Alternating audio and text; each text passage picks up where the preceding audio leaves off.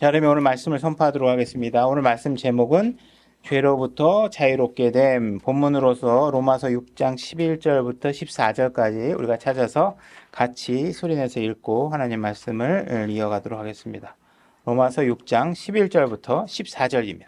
자, 읽겠습니다. 준비, 시작. 이와 같이 너희도 너희 자신을 죄에 대하여는 참으로 죽은 자요 하나님께 대하여는 예수 그리스도 우리 주를 통해 산 자로 여길지어다. 그러므로 너희는 죄가 너희의 죽을 몸 안에서 군림하지 못하게 하여 몸의 정욕 안에서 죄에게 순종하지 말고 또한 너희 지체를 불의의 도구로 죄에게 내주지 말며 오직 너희 자신을 죽은 자들로부터 살아난 자로서 하나님께 드리고 너희 지체를 의의 도구로 하나님께 드리라.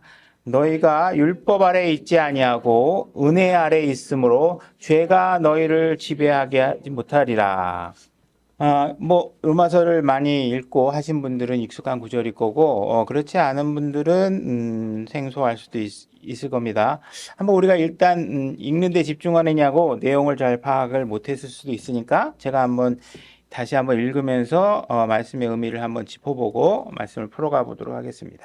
6장 11절입니다. 이와 같이 너희도 너희 자신을 죄에 대하여는 참으로 죽은 자요 하나님께 대하여는 예수 그리스도 우리 주를 통해 산 자로 여길지어다. 그러니까 여러분들이 구원을 받게 되면 여러분들은 죄에 대해서 죽었다. 그리고 예수 그리스도에 대하여 살았다. 이것을 여겨라. 이렇게 얘기하고 있어요. 그러니까 여러분들의 신앙은 이 여기는 문제에 대해서 정확하게 이해하고 그 여기는 문제를 정확하게 실천으로 그게 되어야 여기는 문제가 머릿속에 인식이 정확하게 되어야 나머지 일들이 여러분들이 실행이 될 수가 있어요.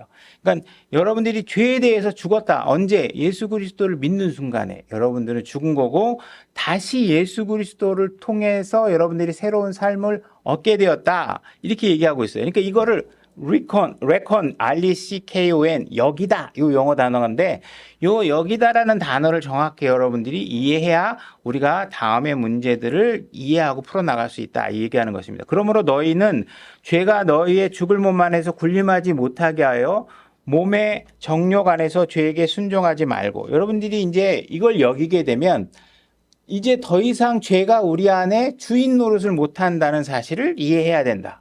전에는 당연히 죄가 우리의 주인인 줄 알고 죄가 클럽에 가자 그러면 열심히 가고 술 마시러 가자 그러면 열심히 가고 여자 있는 데 가자 그러면 여자 있는 데 가고 멋있는 남자 있는 데 가자 그러면 남자 있는 데 가고 여러분들이 그냥 헬렐레 거리고서 육신이 그냥 나의 육신이 좋아하는 거를 하자고 그러면 거부하지 못하고 쫓아다녔는데 이 11절의 말씀을 통해서 너희가 육신이 죽었다는 사실을 잘 이해하면 더 이상 죄가 너희의 주인이 되지 않았다는 사실을 이해해라. 그래야 그게 돼야 우리가 죄가 아닌 하나님의 말씀에 순종할 수 있는 상태가 된다. 또한 너희 지체를 불의의 도구로 죄에게 내어주지 말고 여러분들이 여기는 문제가 잘 되고 죄가 더 이상 나에게 이래라 저래라 할 수 있는 강력한 존재가 아니라는 사실을 알게 되면 이제 여러분들은 더 이상 여러분들의 지체, 손, 발, 눈, 코, 입, 발가락, 다리, 팔, 이 모든 것들을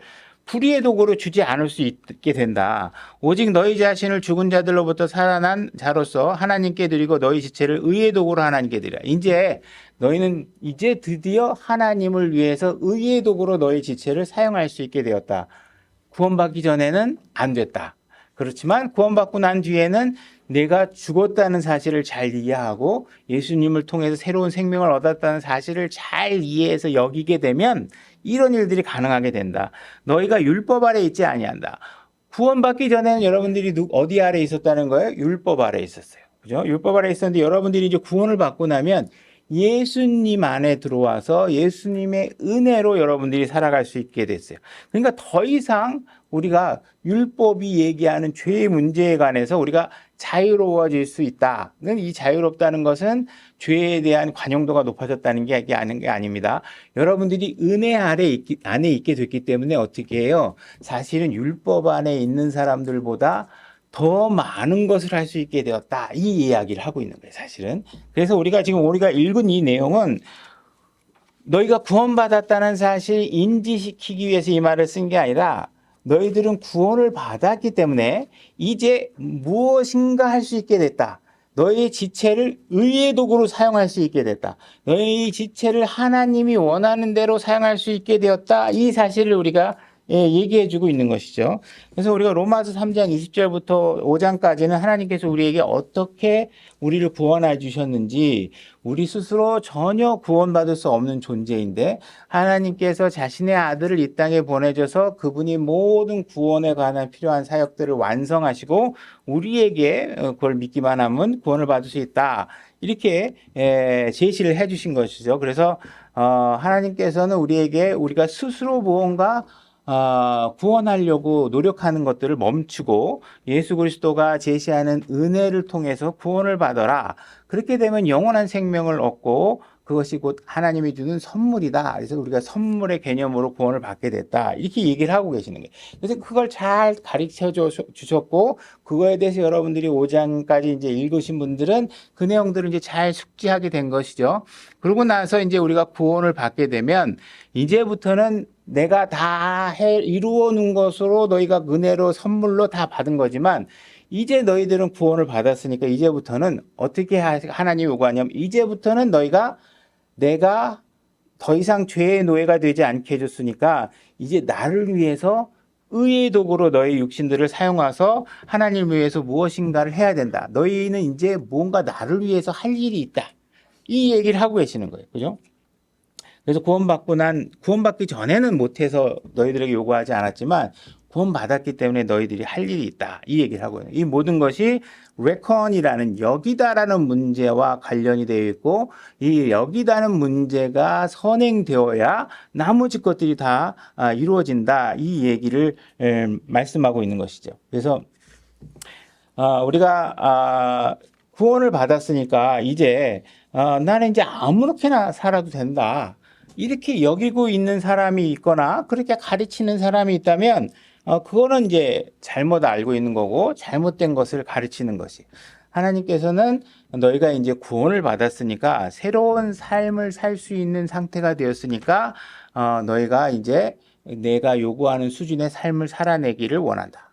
근데 사람들은 전부 다 내가 구원을 받았으니까 아무렇게나 살고 새로운 삶을 살 수 있는 여건을 마련해 주신 거에 대해 별로 감사해 하지도 않고 이 땅의 삶이 하늘에서의 삶과 동일하게 화평을 누리며 살 수 있는 힘을 내가 너에게 줬다고 얘기했는데 그 사실을 잘 이해하지 못하니까 감사하지도 않고 그 사실 하나님께서 우리에게 이 땅을 정말 하늘에서와 같은 그런 여건으로 살 수 있는 삶을 누리지 못하고 이렇게 살아가고 있게 된다는 것이죠. 그래서 이 사실을 여러분들이 오늘 잘 이해하셔서 하나님께서 여러분들에게 누리기를 원하는 화평과 하나님께서 요구하는 의에 이르는 모든 행위들을 충분히 다 행해 나가시는 여러분이 되게 원하는 것입니다.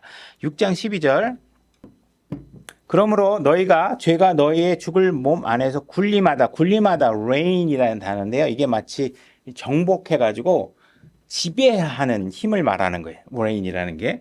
굴림하지 못하게 하고 몸의 정욕 안에서 죄에 순종하지 말고. 그래서 여기 reign이라는 정복이라는 단어가 나왔으니까 혹시나 그렇게 나진 않겠지만 이게 이 내용이 나중에 예수님께서 이 땅에 왕으로 오셔갖고 예수님이 재림할 당시에 나를 지배하셔서 나를 통제하셔서 죄를 더 이상 짓지 못하게 한다. 이런 얘기를 하고 있는 게 아니에요. 우리가 구원을 받게 되면 내 자신을 통치하고 지배할 수 있는 힘이 옛날에는 죄밖에 없었어요. 근데 우리가 이제 구원을 받게 되면 내 몸과 마음을 죄가 아닌 또 다른 누군가에게 이 통치권을 제공할 수 있다라는 선택의 문제가 생겼다는 사실을 우리에게 얘기해 주고 있는 것이에요. 그래서 우리 안에 성령님이 계시고 그분께 맡기는 삶을 살 수도 있고 다시 우리는 육신이 있기 때문에 옛 육신의 속성에 따라서 죄가 속삭이면 내 몸을 그대로 아직까지도 죄가 내 주인인 줄 알고 죄에게 우리 자신을 내어줄 수 있다라는 거예요. 여러분들의 손가락, 여러분들의 손, 팔, 다리, 걷는 걸음 이런 모든 것들을 누구에게 통제를 맡길 것이냐, 이것을 얘기하고 있는데, 지금 이 성경의 말씀은 뭐라고 얘기하냐면 이 모든 것은 네 자신에게 달렸다. 네가 네 자신을 죄에게 내어줄 것인지 아니면 성령님께, 예수 그리스도께, 하나님 말씀께 내어드릴 것인지는 전적으로 너에게 달렸다, 이 얘기를 하는 거예요. 여러분들이 구원받기 전에는 여러분 마음대로 할 수 없었어요. 나중에 예수님께서 재림하셔서 여러분들이 영광스러운 몸으로 바뀌고 난 이후에는 여러분 마음대로 선택권이 주어지지 않아요. 그때는 그냥 무조건 의롭게 살게 돼요. 그죠? 구원받기 전에는 무조건 죄의 노예처럼 살았어요. 그러나 내가 구원받고 난 이후에 예수 그리스도가 재림하셔서 우리가 공중에서 만나는 그 휴거가 있을 때까지는 전적으로 그 모든 결과는 네가 어떻게 행동했냐에 따라, 어디에 통치권을 줬냐에 따라 너의 삶이 달라질 수 있다, 이 얘기를 하고 있는 것이에요. 여러분들이 이 말씀에 동의를 하던 동의하지 않던 그건 중요하지 않아요. 하나님께서 성경에 그렇게 하겠다고 말해 놓은 것이 중요한 거예요. 나는 그게 이해가 안 되는데? 그건 중요하지 않아요. 여러분들이 이해를 못했다고 해서 이해할 때까지 하나님이 법칙의 집행이 중단되지 않아요. 여러분들이 의심하고 있는 동안에도 여러분들이 죄 내주면 죄 내준 결과가 여러분들의 삶을 지배하게 되고 여러분들의 삶의 열매가 그것으로 이루어지는 거예요. 여러분들은 월요일 날 아침에는, 일요일 날 교회 갔다 와서 월요일 아침에는 막 성령이 충만해갖고 내가 하나님 말씀이 뭐라고만 하면 뭐든지 내가 다 희생하며 목숨을 내놓을 것처럼 할 수 있다가 다음날 화요일 날 딱 되면 막 갑자기 조그마한 문제 하나가 탁 다가오면 세상이 다 무너지는 것 같고 하나님은 나를 하나도 돌보시지 않는 것 같고 도대체 하나님 도대체 어디 계시는 거야, 내 삶이 왜 이러는 거야, 막 이렇게 여러분들이 왔다 갔다 하겠지만 그 모든 왔다 갔다 하는 일의 결과는 다 무엇이냐, 여러분들이 바라볼 걸 바라보지 않았고 통제하실 분이 누군지를 잘 분별하지 못해서 자꾸 여러분들이 그 과정을 놓치기 때문에 여러분들의 삶이 왔다 갔다 하는 거예요. 그러니까 여러분들이 죄의 욕망에 여러분들이 여러분 자신을 맡길 것인지 아니면 부활하신 예수 그리스도께 그분이 주신 말씀에 순종하면서 살 것인지는 전적으로 여러분들의 선택에 달려 있다는 것이. 그러니까 성경에서는 이 죄에 대한 심각성에 대해서 여러분들이 경각심을 갖지 않으면 쉽게 죄에다 여러분들이 자신을 내어주게 된다는 거예요. 하나님은 여러분들의 죄를 위해서 자기 아들의 피까지 흘리게 만들 정도로 모든 일을 완벽하게 완성해서 여러분들이 거룩하게 살도록 해놨는데 여러분들이 그냥 삶이 그냥 쉽게 죄를 짓는 거예요. 거룩한 죄들을 막 져요. 거룩한 죄들. 이 교회 안에 있으면요, 전부 다 거룩한 일을 하려고 다 난리야. 근데 그 거룩한 게 동기나 이 모든 것들이 다 뭐예요? 다 죄야. 우리가 이제 오전에 아까 얘기한 것처럼 하나님 말씀 들으러 갔다는데 뭐가 문제게요? 어떻게 생각하면. 근데 그게 뭐예요? 다 말씀에 순종하는 자세가 아니라 뭐야? 자기의 육신적 욕구를 가지고 하는 거예요. 욕구. 그러니까 그 모든 것들이 죄라는 거예요. 그러니까는 실수라는 거는 여러분들이 사실은 실수가 아니고 뭐예요?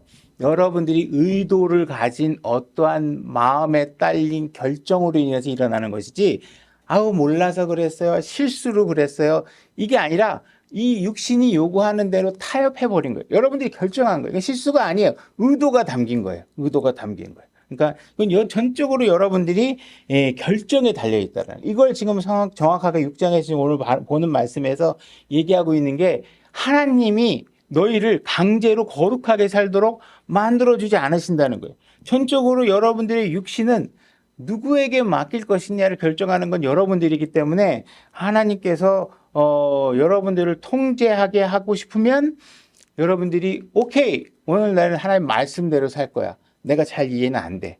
뭔가 좀 이상하긴 하지만 이 말씀이 진리니까 무조건 이게 진리일 거야. 그래서 여러분들이 그분의 모든 진리 안에 여러분 자신을 맡기고 그분의 말씀대로 이 말씀대로 하면 손해 날 것 같은데, 나 오늘 교회 가면 시험 공부 잘 안 될 것 같은데, 이런 게 막 와가지고 육신이, 그래, 오늘 교회 가지 말고 시험 공부하자. 시험을 잘 봐야지. 이런 생각이 드는 것도 여러분들이 하나님은 그렇게 하지 말라고 다 해놓은 거 알잖아요. 그죠? 교회가 가장 먼저라니까. 여러분들의 삶의 기본은 일단 교회에서부터 시작하는 거예요. 하나님 말씀으로 붙잡고 시작하셔야 나머지들이 질서가 잡히는 거예요. 근데 여러분들이 자꾸 여러분들을 설득해가지고 육신이 요구하는데, 그래, 오늘 교회 가지 말자. 아, 교회 한주 안 가면 어때? 이렇게 결정했다면 그것이 여러분들이 스스로 누구에게, 육신에게 통제권을 넘겨준 거예요. 육신이 요구하고 있는데 육신대로 살 수 있느냐 아닌지도 여러분들의 결정이고, 하나님의 진리를 여러분들이 이제 알게 돼서 무엇인가 다 지금은 손해인 것 같아서 당장은 지금 육신이 막 설득하지 막, 그래, 그래도 교회 먼저 가서 하나님 말씀을 듣고 해야지. 일주일 내내 하나님과 관련 없는 일들을 수두룩하게 하게 살면서 일요일날 하루 하나님 앞에 가는 게 막 인생을 망치는 것 같고, 일요일날 하루 뭐 가면 뭐가 되게 손해나는 것 같고, 이런 생각이 다 뭐예요? 우리가 속고 있는 거잖아요. 육신이 나를 속이고 있잖아요. 여러분들 신앙생활 막 잘 못하게 만들잖아요. 그죠? 그때 하나님, 우리가 누구에게 여러분 자신을 굴복하게 만들 것이냐 하는 것은 전적으로 여러분들에게 달려있다는 거예요. 하나님은 여러분들을 강제로 굴복시켜서 교회 안 나가면 안 되게끔 만들어주시거나 이렇게 하지 않는다. 여러분들이 선을 행하지 않으면 안 되게끔 만들어주지 않으신다는 거예요. 그냥 여러분들이 매 순간 선택하시는 거예요. 그죠? 그 선택이 매번 육신이 요구하는 대로 맨날 설득당해가지고 거기다 주는 거예요. 여러분들이 하나님 손해나는 것 같아서 하나님 말씀대로 했더니 오는 그 기쁨과 느낌을 경험해 보지 못하니까 자꾸 어떻게 돼요? 육신대로 자꾸 해요. 당장 급하니까, 당장 육신이 달콤하니까 그거 지면서 하는 거예요. 13절. 또한 너희 지체를 불의의 도구로 죄에게 내주지 말며 오직 너희 자신은 죽은 자들로부터 살아난 자로서 하나님께 드리는 너의 지체를 의의 도구로 하나님께 드리라. 자, 여러분들이 10개의 손가락이 있죠. 10개의 손가락이 있으면 여러분들이 이 10개의 손가락을 오늘 전도지를 접던 아니면 뭐 복음 메시지의 편지를 적던, 그래서 누군가에게 하나님의 진리와 아니면 여러분들이 하나님과의 관계 속에서 정말 하나님의 영광이 드러나는 간증을 기록하든, 그걸 곱게 적어서 그걸 접어서 구원받지 못한 세상 사람들에게 여러분들이 전도지를 나눠주건 복음의 편지를 전해주건, 그 일을 하는데 여러분들이 10개의 손가락을 쓸 수도 있고, 그 전적으로 여러분들이 결정하는 거예요. 아니면 뭐예요? 그냥 인터넷에 들어갔든지 아니면 모여가지고 남 비방하고 악성 댓글 달고 손가락으로 막 타이핑 쳐가지고 누가 어떤 애느니 저떤 애느니 그러면서 자기의 삶과 그 사람의 삶을 비교해보면 별로 나은 것도 없는데 그냥 남의 험담이라면 잔인할 정도로 그냥 막 한단 말이야. 나가 되져라, 너 같은 사람은 살지 말아라 막 이러면서, 너 같은 게 인간이야, 너는 살아서 이 땅에 있으면 안 돼 막 이런 댓글을 막 수두룩하게 써요. 그런 사람의 삶이 과연 얼마나 거룩하겠어요?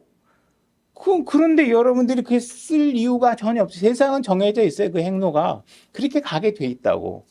그 세상을 구하려고 하지 마시고 여러분들이 그 세상 속에서 같이 멸망하는 사람을 세상과 종결, 끝을 내고 생명 안에 들어올 수 있는 일들에게 여러분 자신의 이 지체를 사용하실 수 있으셔야 돼요.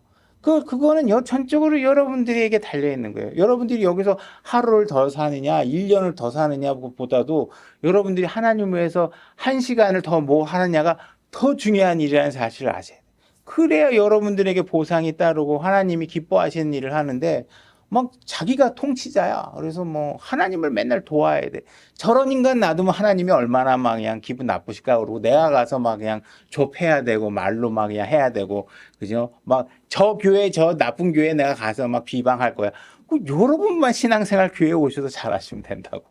남의 교회 그거 여러분은 여러분만 통치할 권한이 있다니까요. 그 사람은 그 사람의 통치 권한은 그 사람이 결정하는 일이에요. 여러분들이 남의 삶과 남의 교회에 자꾸 이래라 저래라 할 거, 분별하는 건 하셔야죠. 그렇지만 그 교회를, 저런 교회는 있으면 안 돼 뭐 이런 식으로 가서 뭘 하거나 이런 일들에 대해서 여러분들이 굳이 뭘 할 일이 없어요. 여러분들에게 눈이 있고, 여러분들이 눈이 있으니까 어떻게 할 수 있어요? 성경을 볼 수 있잖아요. 얼마나 감사해요. 여러분들이 귀가 있으니까 얼마나 설교를 들을 수 있잖아요.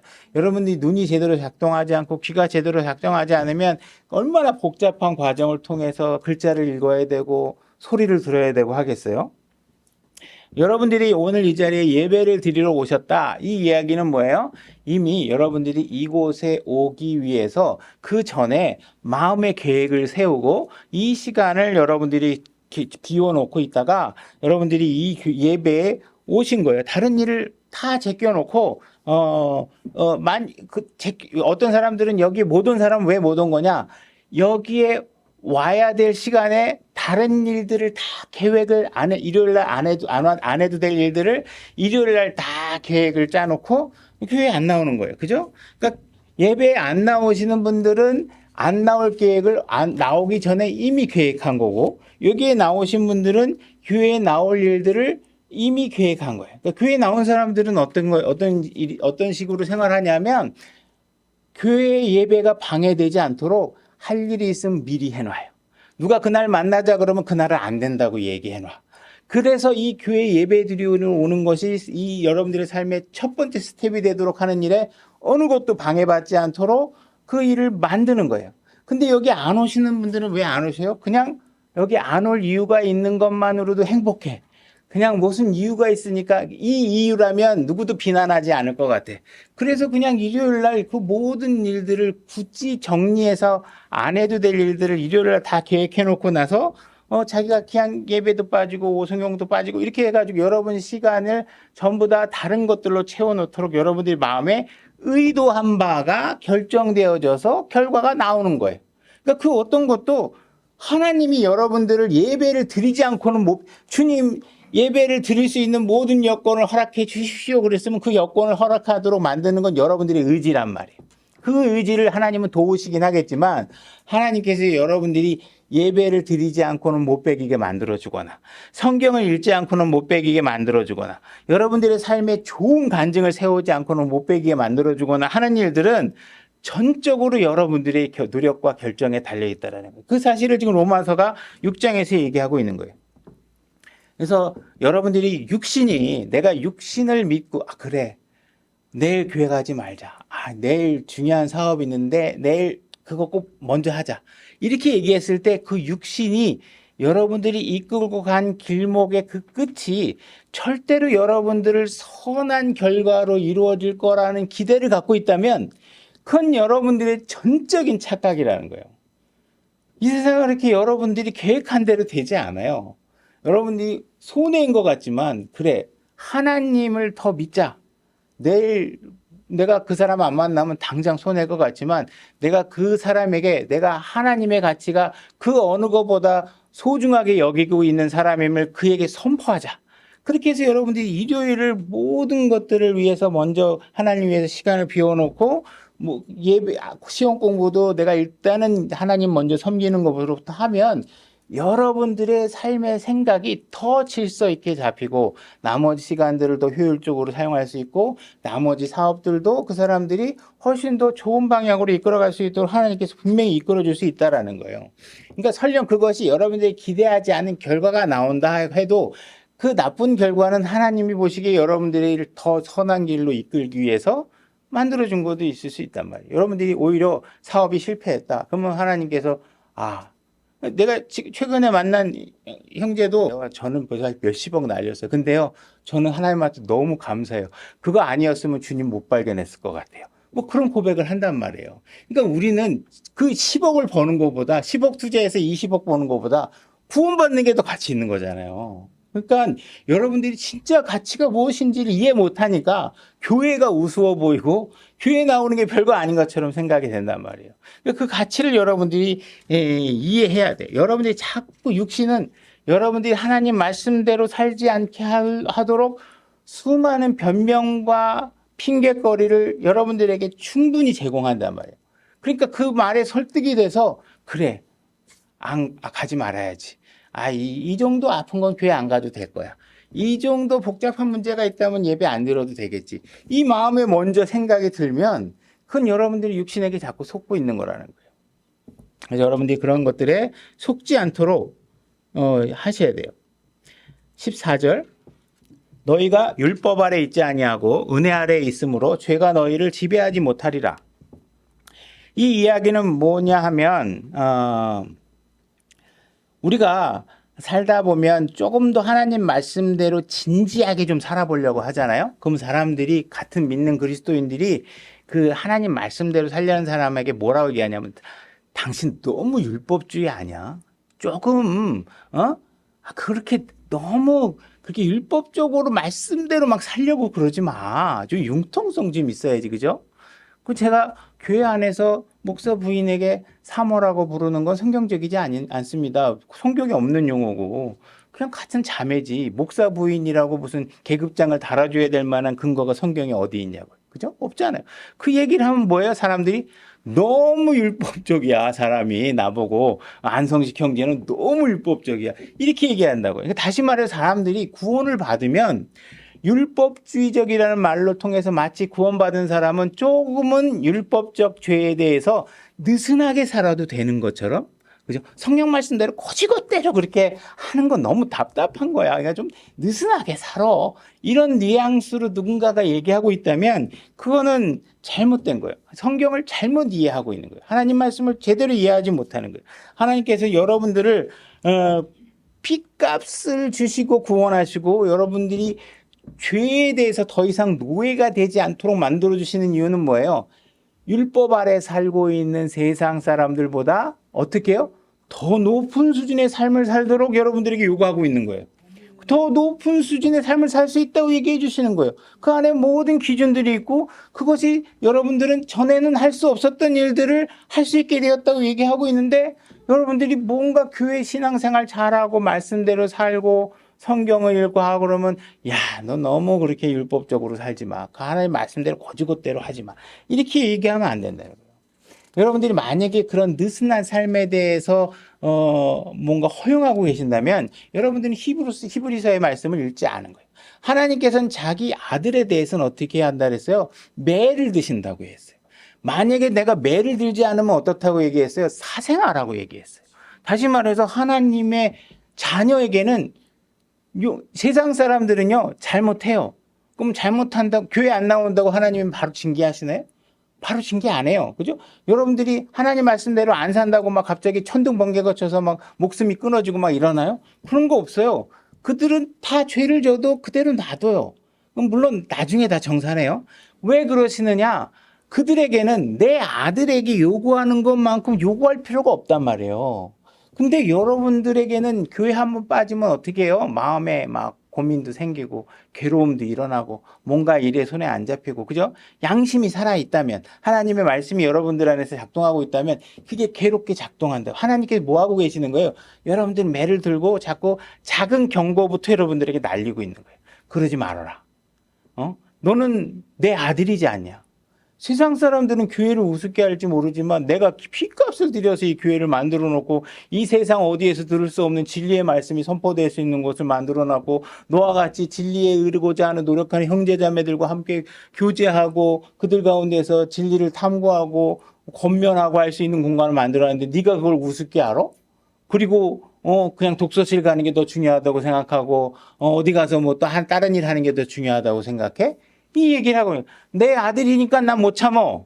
너 내 아들이 그렇게 하는 건 내가 못 보겠어. 하나님께서 내 아들한테 회초리를 드시겠다고 얘기하는 거예요. 그러니까는 세상 사람들에게 요구하지 않는 더 높은 수준을 여러분들이 요구하고 있는데 여러분들이 하나님 믿었다고 해서 그거를 느슨하게 생각해요. 우리는 더 이상 죄에 대해서 져도 돼. 그거 뭐 우리는 이제 구원받았잖아. 만약 이런 생각을 갖고 있다면 전적으로 하나님이 우리에게 요구하고 있는 내용들을 이해하지 못하고 있는 거예요.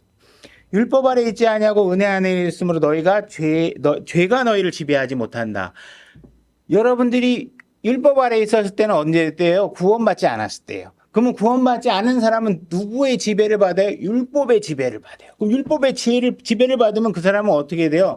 율법을 다 지킬 수 있는 사람이 있어요? 이 세상에는 의인이 하나도 없는데 하나님이 아무리 눈을 씻고 찾아봐도 이 세상에 의인이 한 사람도 없다는데 여러분들이 죽고 나서 하나님 앞에 서 있으면 한 가지 죄만 있어도 여러분들은 유죄예요. 그죠? 그러면 여러분들은 율법 안에 율법의 죄에 대해서 여러분들은 지옥으로 갈 수밖에 없는 결론에 도달하게 돼요. 그죠? 그러니까는 하나님 앞에 가서 나는 율법으로 열심히 살았다. 이렇게 얘기하게 되면 결국은 하나님 앞에 가면 어떤 선고를 받느냐? 내가 너를 모른다. 내게서 떠나라. 이 판결이 정해져 있다는 거예요. 여러분이 율법을 완성해서 그 완전히 율법 아래서는 여러분들이 헤어나올 수 있는 방법이 없어요. 그게 율법이에요. 근데 여러분들이 은혜 아래에 있으면 어떻게 되는지 아세요? 예수님께서 내가 너의 죄를 용서해 줬다. 그죠? 우리는 용서받을 자격이 아무것도 없는데 예수를 믿은 것만 갖고 우리에게 죄를 용서해 주시고 하나님이 나를 도와주시는, 율법은 나를 돕지 않잖아요. 율법은 나에게 유죄만을 선고하잖아요. 근데 예수님은 우리를 도우신단 말이에요. 우리를 용서하시고 우리를 강하게 해주시고 점과 흠과 주름이 없는 삶을 살 수 있도록 우리를 거룩한 지점까지 이끌어가도록 우리에게 요구하고 계시고 그것을 가능하게 해주시고 우리에게 좀 더 많은 것들을 기대하고 계신단 말이에요. 구원해줬기 때문에. 그죠?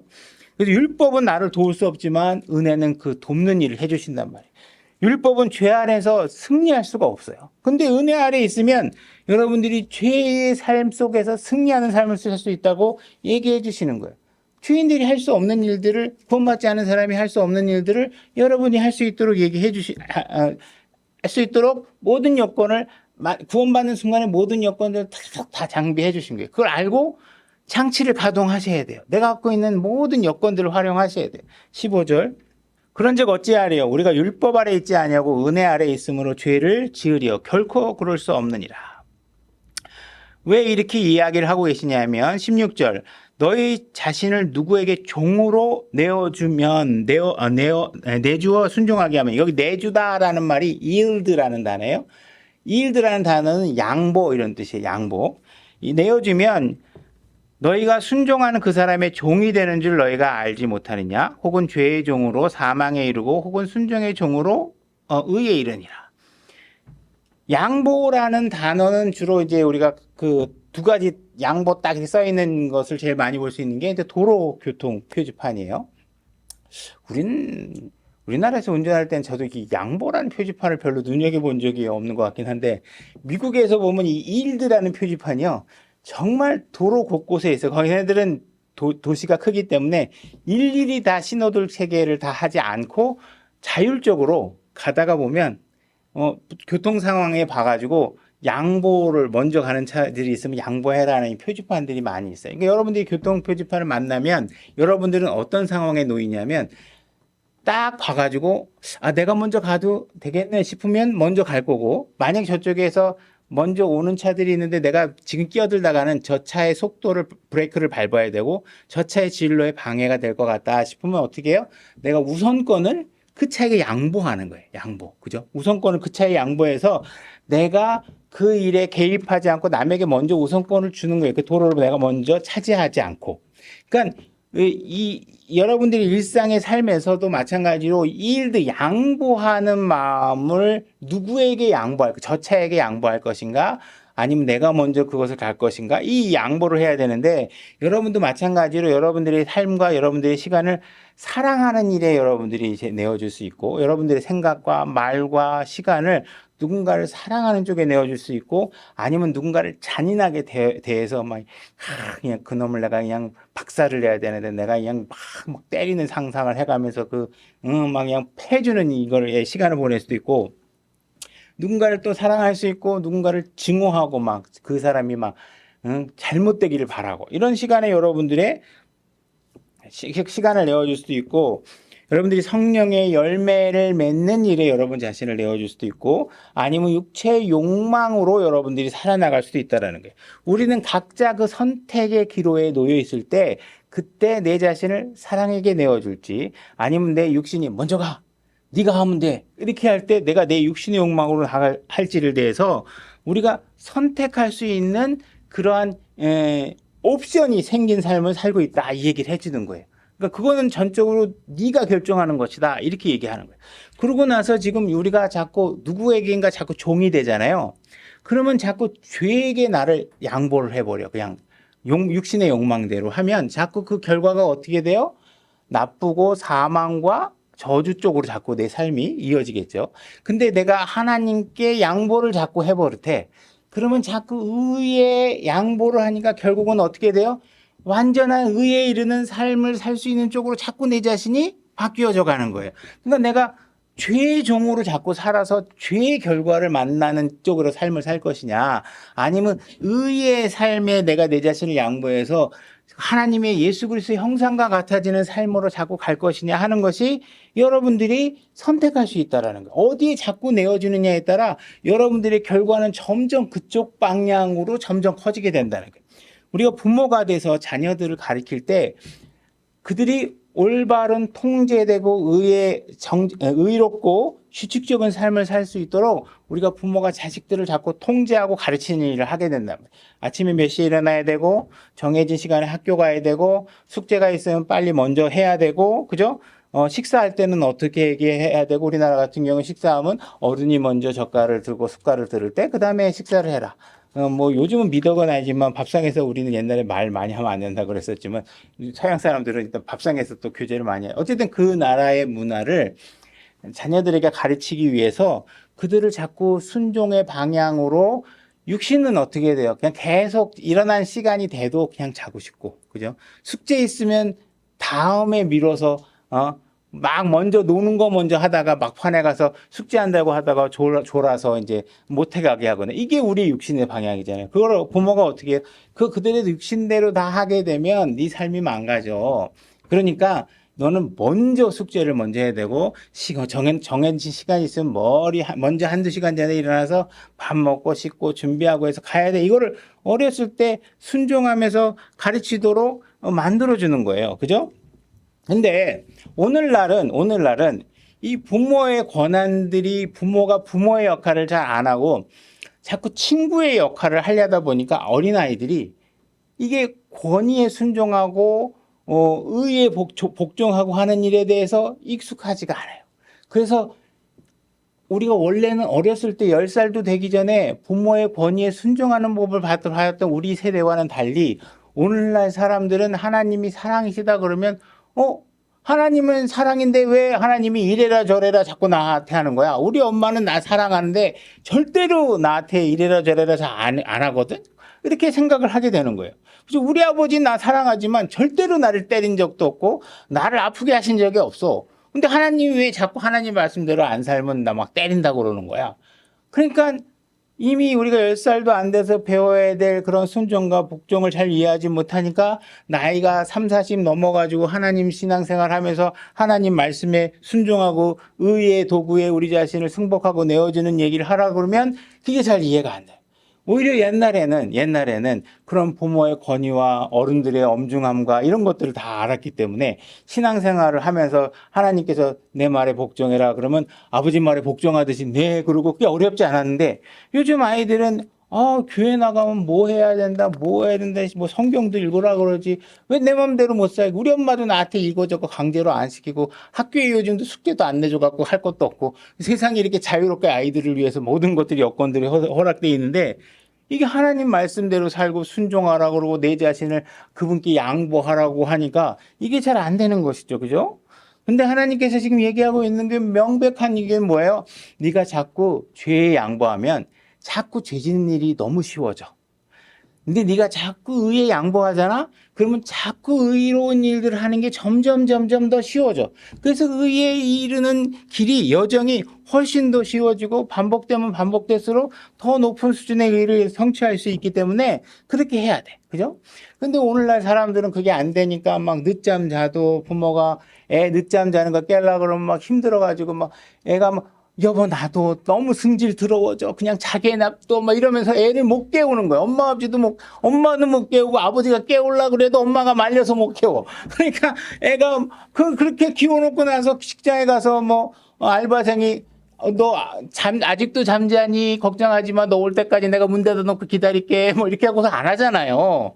근데 애들을 다 그런 방식으로 키워놓고 회사 보내니까 요즘 막 MZ 세대를 위한 회사 정책이 생겨가지고 애들을 어떻게 하면 퇴사를 안 시키게 만들기 위해서 세상이 거꾸로 된 거 아니에요. 그 길이 얼마나 엄중하게 했어요. 지금 우리가 좀 잘 사니까 그게 가능한 일이지. 배고프고 어려운데 그런 일을 어떻게 하겠어요. 그렇죠?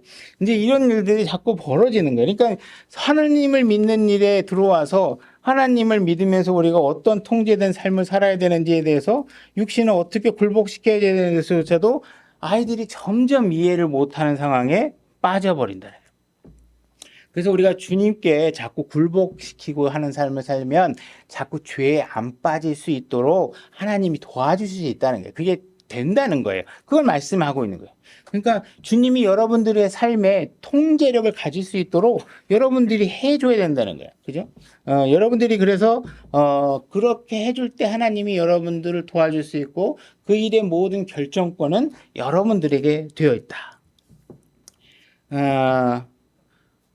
그래서 여러분들이 이제 교회에 나오는 성인이 다 됐기 때문에 여러분들이 교회를 나오던 나오지 않던 내가 이 교회 안 다니기로 했어 하던 그건 전적으로 여러분들이 결정할 일이죠. 여러분들이 여기 교회 안 나온다 그래서 누군가가 여러분들 와가지고 총 들고 들어가서 내일 낮은밤중에 안 나오기로 했어? 그러면 죽든지 나오든지 둘 중에 하나예요. 뭐 이렇게 할 사람 없잖아요. 다 여러분들이 결정하는 것이죠. 여러분들이 성경을 읽던 성경을 읽지 않던 이건 여러분들에게 달려있어요. 기도하는 삶을 하던 기도하는 삶을 살지 않던 여러분들에게 달려있어요. 여러분들이 교회 와서 헌금을 하던 헌금하지 않던 다 여러분들에게 달려있다는 거예요. 근데 여러분들이 기도하지 않고 지내는 시간이 길어지면 길어질수록 어떻게 돼요? 점점 기도하기가 싫어지고 점점 기도가 안 돼요. 그죠? 여러분들이 성경을 읽지 않고 보내는 시간이 점점 길어지면 길어질수록 어떻게 돼요? 성경을 읽는 시간이 점점 줄어들면 성경을 점점 무시하게 되고 성경 말씀의 영향권 안에서 자기 자신을 노출시키는 일이 점점 줄어드니까 하나님 말씀이 나를 장악하고 나를 그 말씀대로 살게 하는 일들이 점점 멀어지게 된 거예요. 여러분들이 헌금 상자를 자꾸 무시하고 지나가면 지나갈수록 여러분들은 어떻게 돼요? 물질에 대한 탐욕이 점점 올라오고 하나님께 무언가 드려야 된다는 삶에 대해서 여러분들 가치를 점점 이해하지 못하게 되는 상황이 된다는 거예요. 여러분들이 지금 말씀을 들으면서 어떤 분들은 내가 나 헌금도 잘 안 하고 기도도 잘 안 하고 교회에 잘도 빠지고 그래도 내 사는데 아무 지장 없는데 별 문제 없어.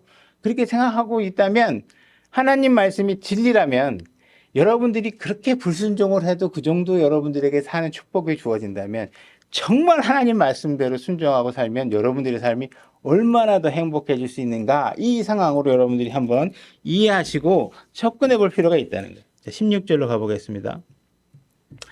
너희 자신, 아까 읽은 거예요? 너희 자신을 누구에게 종으로 내어줘 순종하게 하면 너희가 순종하는 그 사람이 종이 되는 줄을 너희가 알지 못하느냐? 혹은 죄의 종으로 자망에 이르고 혹은 순종의 종으로 의에 이르니라.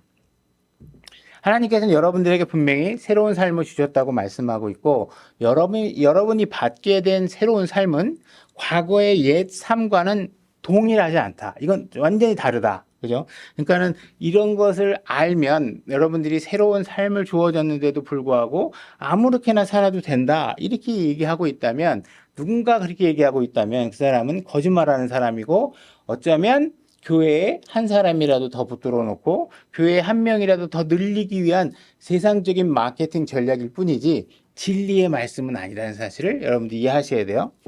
17절로 가보겠습니다. 그러나 하나님께 감사하리로다. 너희가 죄의 종이었으나 너희에게 전달된 교리의 그 틀에 마음으로부터 순종하고. 자, 교리라는 것은 가르침이죠. 예수님이 교리다 그러면 예수님의 가르침이다 이렇게 이해하시면 됩니다. 특별하게 거창하게 생각할 필요가 없겠죠.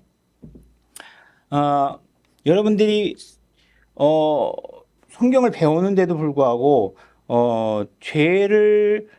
성경을 배우고 신학원을 다니고 신학교를 다니고 하다못해 목사가 돼서 강대상에 설교를 하더라도 죄를 버리고 의를 실천하는 일을 하지 않고 있다. 이러면 그 사람은 교리를 잘못 배웠거나 나쁜 교리를 배웠거나 거짓말을 하는 목사나 사람들에게 영향을 받아서 진리와는 완전히 다른 길을 가고 있다라는 거예요. 그렇게 살고 있는 거예요. 그러니까 여러분들이 정확하게 교리를 배웠다 그러면 죄를 짓는 일에 대해서 괴로워해야 돼요. 그 의를 행하려고 하는 게 보여야 돼. 근데 교회를 다니는데도 저도 모임에 나가면요. 다 교회 다니시는 분이야. 근데 맥주 한 잔 드세요. 맥주 한 잔 드세요. 그러고 잔을 권해. 나보고도 안 받아요. 에이. 아니사 받아만 놔. 그러고 안 받아요. 그나마 옆에 있는 사람이 목사예요, 목사. 그래야 이제 안 받아. 그러니까 사람들이 그냥 교회를 다녀도 그냥 술 한 잔 마시고 이런 것들에 대해서 별로 경각심이 없는 거예요. 그러니까 의로운 삶을 살고자 하는 일에 별로 관심이 없는 거죠. 성경이 뭐라고 얘기하는지에 대해서 관심이 없어요. 그냥 예수 믿고 복 받고 구원 받고 이게 전부인 거죠. 그죠? 그러나 하나님은 그렇게 해준 게 의로운 삶을 살기 위해서 살도록 만들기 위해서 해줬다는데 정작 하나님이 요구하는 그 삶을 못 살아내고 있는 것이죠. 그죠? 그래서 여러분들 하나님 말씀이 주어졌는데 이 성경 말씀이라는 건 지금 뭐예요? 이 성경 말씀에 따른 올바른 교리를 배우게 되면 의로운 삶을 할 수 있고 죄에 대해서 벗어난 삶을 살 수 있게 해준다. 그게 뭐냐? 교리다. 이 얘기하고 있는 거예요. 올바른 교리를 배우면 그걸 할 수 있다라는 거예요. 그러니까 하나님 말씀이 분명히 모이기를 힘써라. 교회에 나와야 된다. 이 얘기를 하고 있는데 이 모이는 일에 대해서 별로 생각 안 쓰고 그냥 아니야 그냥 난 옛날처럼 그냥 일요일 날 축구 경기 있으면 갈 거고 일요일 날 뭐 바쁜 일 있으면 먼저 하는 거지. 그러니까 시간 남을 때 교회 가는 거야. 이렇게 생각을 하고 있다면 여러분들은 옛삶을 버리는 일에 대해서 지금 못하고 있는 올바른 교리를 지금 배우지 못하고 있는 거예요. 그래서 그런 사람들은 전부 다 어떻게 해요? 이 교회에서 막 예배에 대해서 중요하게 얘기하고, 교회가 먼저라고 얘기하고, 교회에 나오는 게 중요하다고 얘기하면, 나 다른 교회 찾아갈 거야. 내가 듣고 싶은 얘기 해주는 교회 찾아갈 거야. 이러면서 교회를 찾아다니게 되겠죠. 그죠? 그래서 누군가가 막 그냥 꼬셔내가지고 그냥, 지식으로 막 하는데 실천은 개떡같이 막 하는 삶을 막 살게 만들어놔. 그러면 그건 뭐예요? 올바른 교리가 아니야. 여러분들은 올바른 교리의 틀에 들어가는 게 중요해요. 무슨 예언서를 공부하고 선지서를 공부하고 그것도 중요하겠지만 그건 나중 얘기예요. 나중 얘기. 그런 거 다 없어도 여러분들이 의를 성취하는데 큰 지장 없어요. 여러분들 각자의 분량에 따라서 성경 공부하되 중요한 게 가장 기초가 뭐야? 교회 나오는 것부터가 시작이에요. 교회 나오는 것부터가. 교회 나오는 것도 안 되는데 무슨 다른 일을 하고 예레미야 예언서를 공부하고 뭐 선지서를 공부하고 그죠? 에스겔서를 공부하면 뭐 할 거예요? 근데 맨날 교회는 안 나와. 그리고 막 그럼 가르쳐 주는데 막 쫓아다녀. 그건 안 되는 거예요. 그건 안 돼요. 그죠? 여러분들이 어떤 이유에서든 여러분들이 만약에 하나님 말씀대로 행하지 않는다. 그래서 육체의 욕망대로 한다. 그 욕망이 성경에 대한 욕망이라도 마찬가지예요. 하나님 말씀에 대한 지식에 대한 것도 마찬가지예요. 막 순서가 있고 절차가 있고 하나님은 틀이 있는데 나 성경 공부 많이 할 거야. 막 그래갖고 지식만 이렇게 해갖고 막 나 교회 오늘 안 나가. 오늘 여기서 어디서 에스겔서 다니엘서 강의해 준대. 나 교회 안 나가. 하나님 말씀 열심히 공부할 거야. 그런 행동을 하고 있잖아요. 그게 다 죄예요. 그렇게 하면 하나님께서 뭐라 그래요? 여러분들이 육신적 욕망, 지적 욕망, 이게 다 육신적 욕망이란 말이에요. 이 욕망대로 살게 되면 어떻게 돼요? 그 욕망이 죄가 돼서 그 죄가 여러분들을 죽인다는 거예요. 여러분들의 실질적인 생명을 죽일 수도 있지만 여러분들의 삶의 어느 부분인가는 여러분들을 사망에 이끌어가고 있다는 거예요. 그죠? 여러분들의 건강을 죽일 수도 있고요. 여러분들의 가정일에 문제가 생길 수도 있고요. 사회생활에 문제가 생길 수도 있고요. 신앙생활에 문제가 생길 수도 있어요. 어딘가 문제가 생기고 그건 사망이에요. 죄의 싹은 사망이에요. 믿지 않는 사람에게도 죄의 싹은 사망이고요. 믿는 사람에게도 죄의 싹은 사망이에요. 단지 지옥엔 안 가요. 그렇지만 분명히 여러분들의 삶을 사망에 이끌게 만든다. 그러니까 여러분들이 그것을 정확하게 이해하지 않아요. 내 말을 못 믿겠어요? 하나님께서 너희들이 내 말을 못 믿겠느냐? 한번 해봐. 네가 하고 싶은 대로 해봐. 그러면 언젠가 알게 될 텐데 갈수록 너는 너무 힘든 방법으로 그 진리를 알게 될 거야. 아주 비싼 값을 치르고 비싼 고통을 당하고 절망의 눈물을 흘려가지고 그걸 굳이 그렇게 힘들게 배우지 말고 믿어. 내가 써놨잖아 여기. 교리의 틀에 순종하라고 써놨잖아. 하나님이 뭘 가르쳤는지 보면 되잖아. 교회 안 나와도 되는 경우가 여기 성경에 있는지 봐봐. 그죠? 예배 안 드려도 되는 설명이 있는지 봐봐. 교회가 먼저가 되지 않으면 어떻게 되는지 내가 써놨는지 봐봐. 얘기하는 거예요. 그죠? 근데 그게 돼야 그다음부터 뭔가를 더 여러분들이 높은 수준의 일을 여러분들이 할 수 있지. 일단 예배가 뭔지 교회가 뭔지 질서가 아무것도 없는데 무슨 하나님을 잘 믿고 신앙이 좋고 이거 어디 가서 어떻게 얘기하냐. 그거 다 꽝이라는 거야. 다 꽝. 그렇게 하지 말아요. 18절. 이로써 죄로부터 해방되어 의의 종이 되었느니라. 너희의 육신이 연약함으로 내가 사람들의 관례대로 말하노니 전에 너희가 너희 지체를 부정한가 불법에게 종으로 내주어 불법에 이른 것 같이 이제는 너희 지체를 의에게 종으로 내주어 거룩함에 이르라. 너희가 죄의 종이었을 때는 의로부터 자유로웠느니라. 여러분들이 구원받기 전에는 죄가 여러분들을 꽉 붙잡고 그 다음에 의를 행해야 된다는 어떠한 부담감도 없기 때문에 정말 의로부터 자유로워서 죄를 짓는 일에 정말 너무 자유롭게 여러분들이 죄를 질 수 있었어요. 근데 하나님께서 지금 예수 그리스도의 피를 통해서 은혜로 여러분들을 구원을 받게 해주셨어요. 그러면 그 구원받는 순간 어떻게 됐느냐? 죄로부터 해방이 됐다는 거예요. 너는 더 이상 죄를 질 필요가 없다는 거예요. 죄로부터 해방되었다는 말을 지금 우리가 읽은 구절에서 두 번씩이나 지금 이야기를 하고 있어요. 그러니까 죄로부터 자유로워졌다는 얘기는 뭐냐 하면 죄를 짓는 일은 이제 더 이상 어쩔 수 없이 짓는 게 아니라 뭐예요? 너의 선택이라는 거예요. 너의 선택. 그죠? 만약에 여러분들이 다시 죄를 짓는다는 건 뭐예요? 옛 작업 지시자, 채찍 들고 여러분들을 이 일을 시켰던 그 마귀에게 다시 가가지고 채찍 들고 가서 저 등짝 좀 때려주십시오 하고 맡기는 거하고 같은 일을 한다는 거예요. 전엔 죄의 노예였잖아요. 그 안 하면 죄가 막 때렸잖아요. 막, 일해. 막 그러고. 했는데 이제 또 벗어났어. 이제 광야로 나와 하나님의 백성이야 구별해 놨는데 다시 죄를 짓는 이유는 뭐예요? 다시 이집트로 가서 채찍 밑에 들어가서 살겠다고 하는 것과 뭐가 다르겠냐는 거예요. 그죠? 이제는 우리는 더 이상 죄가 이거 하자 그러면 그 굴복할 필요 없이 나 안 해. 너하고 안 놀아. 그러고 떠나도 아무 상관없다는 거예요.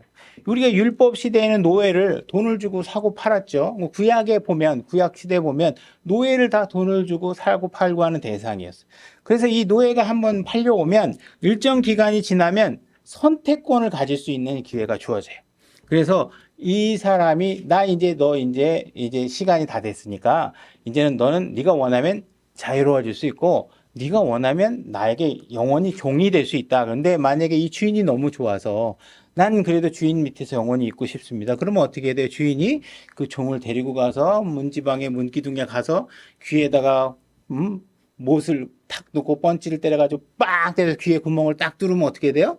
그 다음부터 이제 이 사람은 영원히 그 집에 종으로 살게 되는 거예요.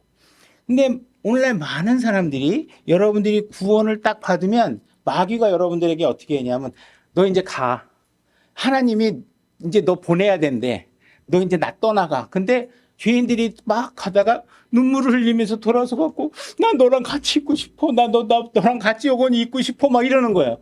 그러니까 마귀가 어떻게 해야 돼? 데리고 가가지고 그래? 그럼 문기둥으로 와. 그래서 무슨 빵 쳐가지고 귀에다 구멍을 빵 내게 만들어지는 일들을 여러분들이 하고 있는 거예요. 그죠? 그러지 말라는 거예요. 그건 이제부터는 여러분들이 무슨 일을 하든 여러분 더 이상 세상을 탓하거나, 그죠? 마귀를 탓하거나, 아니면 어떤 상황 때문에 그랬다거나, 아니면 친구 때문에 그랬다거나, 이 얘기 할 수 없다라는 거예요. 하나님께서 너는 분명히, 너는 선택할 수 있어. 세상 선택하지 말고 내 말대로 해. 그럼 내가 요새고, 내가 방패고, 내가 너를 지켜보호해 줄게. 근데, 아니요, 잠깐만, 나오세요. 그러면, 야, 마귀야, 같이 놀자. 그 마귀가 계속 꼬시니까 거기 가갖고 놀고 있으면 어떻게 돼요? 하나님이 여러분들을 도와줄 수 없고, 그다음부터 이제 막 세상 쫓아갔다가 막 술 마시다 가정 망해. 그죠? 어디 가서 여자 한번 잘못 만났다가 그냥 인생 조져. 돈 다 털려. 그래가지고 인생 다 막, 주님, 하나님 왜 나를 이렇게 만드신 거예요? 그렇게 얘기를 한단 말이에요. 그죠? 자, 19절로 가볼게요. 너희의 육신이 연약함으로 내가 사람들의 관례대로 말하노니 전에 너희가 너희 지체를 부정함과 불법에 종으로 내주어 불법에 이른 것 같이 이제는 너희 지체를 의에게 종으로 내주어 거룩함에 이르라. 자, 여러분들이 지체를 의에게 종으로 내주어 거룩함에 이르라 이렇게 얘기하니까 어떻게 해야 의로운 삶을 살 수 있는 거야? 난 정말 어떻게 살아야지 의로운 삶인지 너무 모르겠어요. 이렇게 얘기하는 사람에게 지금 하나님께 해주고 있는 얘기가 뭐냐면 이 세상에 어느 누구도 저는 술 마시는 법이 너무 어려워서 바에 못 가겠어요. 이런 사람 없잖아요. 그죠? 술 한번 마시러 가자. 그랬을 때 누가 가지고, 난 술은 너무 힘들어. 난 술집에 안 갈래. 이런 사람 없다. 클럽에 가서 우리 놀러 가자. 나 춤 못 춰서 다시는 그런 어두운 게 무서워. 막 이런 사람 없잖아요. 신나게 가잖아요. 조명 밑에 가가지고 막 춤추고 하는 게. 그 왜 그래요? 여러분들이, 매일 술 마시고 반주로 술 마시고 이럴 때 이렇게 하는 처음에 못 마시겠다고 했는데 이제 보니까 이제 뭐 밥이 있으면 이제 반주는 약 한 잔씩은 해야 되고 막 퇴근하고 나서 한 잔, 여보, 그래도 자기 전에 한 잔 또 먹어야 돼. 아침에 출근할 때 먹어야 돼. 점심에 밥 먹을 때 먹어야 돼. 맨날 여러분들이 이렇게 술에 내어주는 삶을 살잖아요. 이런 삶을 살 때 여러분들이 나는 이거 너무 배우기가 힘들어. 어떻게 마시는 거야? 술을 몇 도를 해서 마셔야 돼. 뭐 이렇게 고민하지 않잖아요. 여러분들이 그 당시에 술을 마실 때 누구도 여러분들에게 술 안 마시는 친구들은 멀리하고 술 마시는 친구들만 가까이 해야 돼. 이렇게 막 해서 어떻게 안 마시는 사람은 멀리하고 술 마시는 사람하고만 가까이. 이거 너무 힘들어. 이렇게 한 적 없잖아요. 그러니까 하나님이 근데 여러분들에게 술 마시는 사람 가까이 하지 말고 하나님 있는 그 의의 친구들과 같이 해. 그럼 막 너무 힘들다는 거 아니에요? 그래서 하나님께 얘기하는 게 뭐냐 하면 너 죄하고 친해질 때 하는 방식대로 의하고 친해지는 대로 하면 돼. 뭐 어려운 거 하나도 없어. 뭐 여러분들이 부산으로 이사를 가던 어디로 이사를 딱 가면 하나님을 신실하게 잘 믿는 사람은 어떤 일을 하겠어요? 가장 먼저 좋은 교회가 어디 있지? 내가 이 지역에 이제 다시 살아야 되는데 여기서 내가 섬기고 다닐 될 교회가 어디지? 하고 좋은 교회를 찾는 일을 먼저 할 거 아니에요. 근데 여러분들이 그 부산에 이사를 왔는데 여러분들이 마약하는 사람이야. 그럼 제일 먼저 어디를 찾겠어요? 어디 가야 마약을 구할 수 있을까? 알 거 아니에요. 그거 막 알기 힘들어해요? 그냥 한 2, 3일만 지나면 알아내잖아요. 그런 사람들은. 그죠? 만약에 커피 애호가들은 부산에 딱 도착하면 뭐부터 하겠어요? 어디가 커피집이 진짜 잘 만드는가? 어느 커피숍이 맛집인가? 맛집 탐방하는 사람은 뭐 하겠어요? 어디 가야 짬뽕 맛집이 있고, 어디 가야 우동 맛집이 있고, 어디 가야 중국 요리 맛집이 있고, 그거 알아내는데 일주일도 안 걸려서 다음에 우리 다음 주에 여보, 우리 여기부터 다니자 그러고 다 계획할 거 아니에요? 하나님을 믿는 의로운 삶도 그렇게 하면 된다는 거예요. 그렇게 여러분들이 자꾸 의에 내어주는 삶을 살면 어떻게 돼? 거룩함에 이르게 된다는 거예요. 그렇잖아요? 그게 어렵지 않다는 거예요. 그냥 네가 어렵다고 생각하는데 너 죄질 때 방법대로만 하면 돼. 이 얘기하고 있는 거예요. 죄질 때 방법대로만 하면 돼. 예. 그러니까 육신이 반응했던 방법대로 하되 그 반대 방향으로만 하면 돼. 주님의 방향으로만 하면 돼. 육신의 방향으로 하지 말고. 이 얘기하고 있는 거예요. 그죠? 그러니까 6장 20절 너희가 죄의 종이었을 때는 의로부터 자유로웠느니라. 여러분들이 죄의 종이었을 때는 죄를 짓는 사람들에게 잘 보이기 위해서 의로운 사람이 뭐라 그러는 건 별로 신경 쓰이지 않아.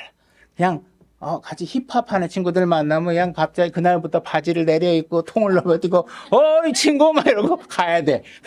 근데 그렇잖아요. 그 사람들한테 잘 보이려고 별짓을 다 하잖아요. 되게 어려운. 빵 터지셨네요. 그러니까 여러분들이 만약에 주님과 같이 살고 의로운 사람대로 살고 싶으면 의로운 사람들이 무엇을 좋아하는지 하나님을 신실하게 믿는 그리스도인들이 어떤 삶을 좋아하는지를 자꾸 탐구하면 처음엔 잘 몰라. 그죠? 처음엔 막 여기 목걸이 막 걸고, 쇠고랑 걸고 여기 와 있다가, 이렇게 하면 안 되나 봐. 여기 이렇게 입은 사람이 하나도 없네? 그러면 이제 하나씩 뛰겠죠. 그죠? 그러고서 여기 있는 사람하고 어울리는 방법을 연구하잖아요. 그런 식으로 하면 된다는 거예요. 그러니까 구원받은 삶에 적응하는 일에 자꾸 시간을 투자하고 노력하고 하면 충분히 알아낼 수 있다는 거예요. 난 어떻게 사는 게 의로운 삶인지 몰라. 해보라는 거예요. 그럼 네가 죄를 질 때 무슨 죄 짓는 방법 몰라 그래서 못한 게 아니잖아요. 어떻게 해서든지 그들과 최선의 방법으로 어울리기 위해서 노력했잖아요. 그러니까 하나님과 같이 어울리는 일에 대해서도 마찬가지로 그렇게 노력을 하라는 거예요. 예수님에 대해서 진지하게 사는 삶을 보고 그런 사람의 삶을 보고 어떻게 해서 저렇게 사는 게 예수님을 진지하게 대하는 삶이구나. 여러분들이 그 모습을 배우려고 노력할 거 아니에요. 그죠? 그러니까 여러분들이 그 일의 진지를 잘 구축해서 그러한 모습을 잘 세팅해 놔야 누군가가 오면 더 이상 여기서는 그렇게 함부로 하면 안 되는구나. 그것이 결단을 내려야 되는구나. 이런 생각들을 하게 되겠죠. 그죠? 그래서 여러분들이 한때 과거에는 의로부터 자유롭고 의롭지 않은 사람에게 최선을 다해서 그들의 삶에 적응하려고 노력했던 것과 같이 여러분들도 의에 대해서 노력하면 된다. 그리스도인의 삶이 이 죄를 짓는 일보다 뭐 더 어렵거나 그런 게 아니다. 관심만 여러분들이 가지면 된다. 너희가 가지면 된다. 그 노력으로 하면 된다. 잘못을 저지르려고 노력했던 것처럼 옳은 일을 하려고 노력하면 된다. 마음만 먹으면 된다. 의의 방향으로 노력해라. 이 말씀을 하고 계시는 것입니다. 그러면 점점 의로운 일에 여러분들이 익숙해지게 될 것이다. 이 말씀을 하고 있는 것입니다. 여기까지 하겠습니다.